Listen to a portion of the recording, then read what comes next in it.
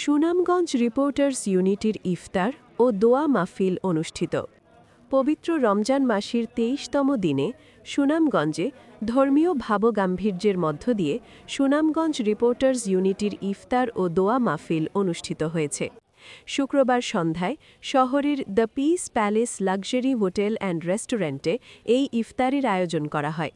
এই ইফতার মাহফিলে প্রধান অতিথি হিসেবে উপস্থিত ছিলেন সুনামগঞ্জের জেলা প্রশাসক ড মোহাম্মদ ইলিয়াস মিয়া। এ সময় উপস্থিত ছিলেন জেলা তথ্য অফিসের উপপরিচালক শেখ ওয়ালিদ ফেজ, সুনামগঞ্জ সদর থানার ভারপ্রাপ্ত কর্মকর্তা ওসি রতন শেখ, সুনামগঞ্জ প্রেস ক্লাবের সভাপতি শেরগুল আহমেদ, দৈনিক সুনাম কণ্ঠের সম্পাদক বিজন সেন রায়, সুনামগঞ্জ রিপোর্টার্স ইউনিটির সাবেক সভাপতি লতিফুর রহমান রাজু, সাবেক সাধারণ সম্পাদক মাহবুবুর রহমান পীর, বর্তমান সভাপতি শমস শামীম, সাধারণ সম্পাদক জসিম উদ্দিন সহ সংগঠনের সদস্যবৃন্দ। ইফতারের আগ মুহূর্তে দেশ, জাতি ও মুসলিম উম্মার কল্যাণ কামনা করে বিশেষ